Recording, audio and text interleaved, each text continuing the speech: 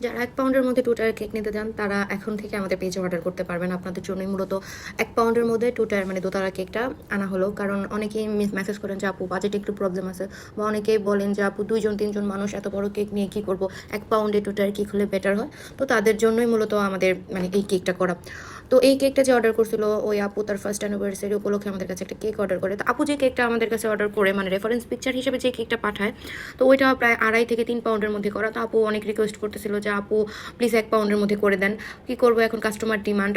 আমার একটু ভয়ও করতেছিল কারণ ছোটো কেকগুলো ডেকোরেশন করাটা খুবই কষ্টের, এগুলো তেমন স্টিপ থাকে না। তো তারপরেও আমি যতটুকু মানে আমার তরফ থেকে যতটুকু করা যায় আমি চেষ্টা করছি। আর আপনার এই 2 টায়ার কেকগুলো অর্ডার করার জন্য মিনিমাম 2 থেকে 3 দিন আগে অর্ডারটা কনফার্ম করবেন।